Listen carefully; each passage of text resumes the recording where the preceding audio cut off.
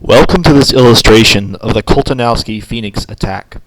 The Koltanowski Phoenix attack is a line in the Colle-Koltanowski system. The Colle-Koltanowski system is an opening strategy for white. The main line is shown in your screen.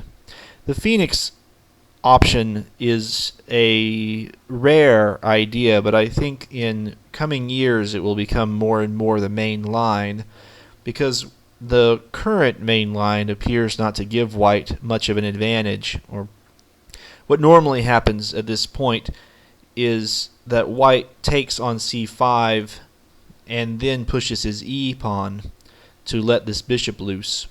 Unfortunately, the attack he gets by threatening the king side and threatening to push this pawn forward doesn't appear to be very compelling.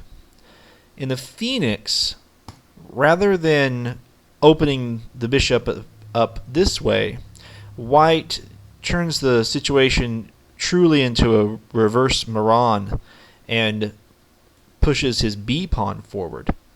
This doesn't happen very often in practice, but the examples that we have show white doing pretty well. The illustration that I'm going to use today is a game between two German GMs, Miltner and Appel. Before we get started looking at this game, I'd like to point out that I've put some analysis, a quick start guide to the Phoenix at www.Colle-System.com. You can check that out afterwards if you're interested in utilizing this, if you're a Colle player in particular.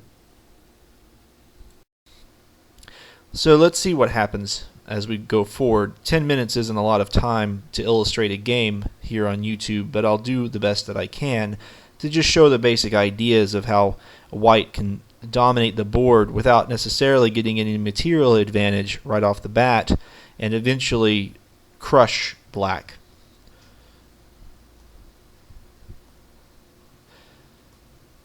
So if black can get away with this, then clearly white's whole idea is shot.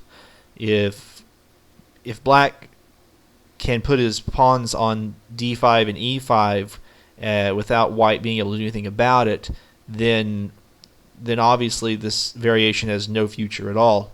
However, I think that the next few moves illustrates why black cannot do this without severe repercussions.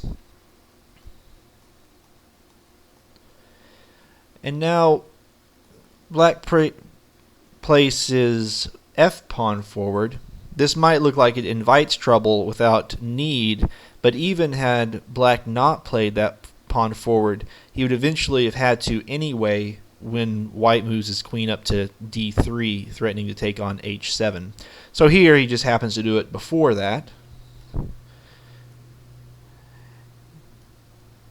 And this is a very powerful move because the knight does a good job of protecting the e5 pawn right now, and this e5 pawn is the one thing that's blocking up this main diagonal once white can push this pawn forward, which he will soon. And it's this diagonal that really gives white's game a lot of vitality. So we've pushed the knight away, and now white is threatening to take on e5, so black moves his knight here to defend. And white is threatening both to push the knight off the board, but also gives himself a perch, making this bishop quite powerful, because once the knight gets here, there are obviously some nasty forking opportunities here, as well as this diagonal is free for a queen to come to h5 and threaten mate on h7. So black takes on h4, and white destroys the center pawn that was blocking up this bishop, and now already white has a significant advantage. Just look at where black's pieces are placed, and white's queenside pawns aren't particularly easy to attack right now, and if anything they give him more of an advantage. And black's king is already looking a little bit unhealthy, especially when this queen comes over here. Rather than try to take off this knight, which would exchange this bishop for the knight, black attempts to counterattack immediately. If black had taken this knight, it would have invited this bishop up here, and this pawn would no longer have a dark squared defender. Black would rather exchange this bishop for this bishop, which would remove some of the pressure from along this diagonal.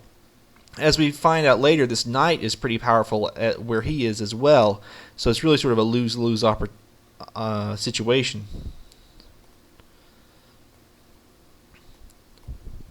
So black has managed to exchange his dark squared bishop for white's powerful dark squared bishop, but then again, that dark squared bishop was really the only minor piece that black had on a halfway decent square.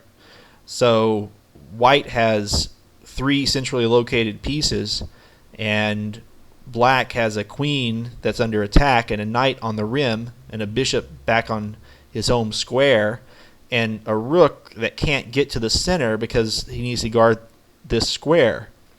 White is already dominating the board.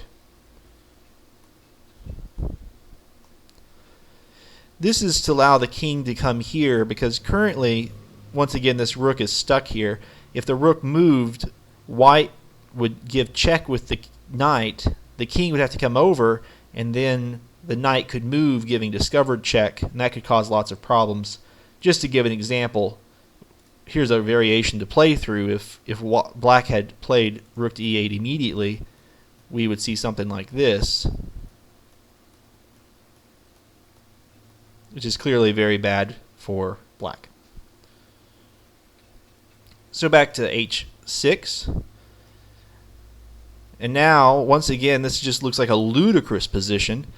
White now has rooks on both middle files as well as these pieces in the center.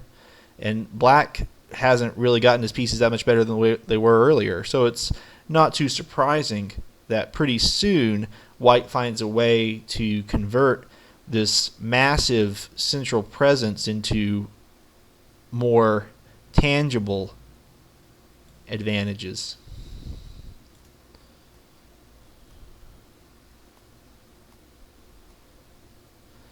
Now we're about to see that knight become really powerful. Black has to use a move to get his rook to safety, but then we see that the knight doesn't really have anywhere to go. So the bishop forks the knight and the rook,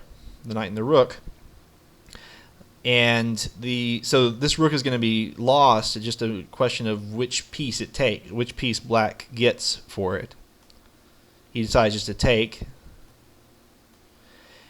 And now white is just going to lock up this 7th rank so that all white has to do is get his king in a position where he's safe enough, long enough for white to get his queen on this diagonal to execute a death blow on g7.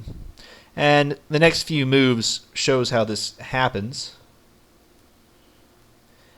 White could have already ended the game here if he had played queen to e3, which keeps this pawn controlled and opens movement to this square. Once again, he would have then have this lockdown.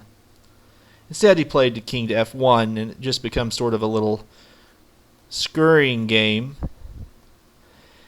And now black's annoyance options are no longer extant.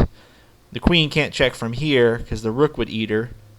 If the queen moved here, white could interpose his queen and at the same time put the crucial 3rd piece on the g7 pawn.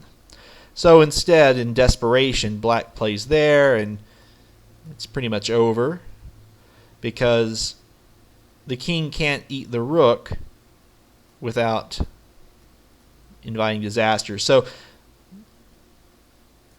in the actual game, black resigned here, seeing that there was no hope.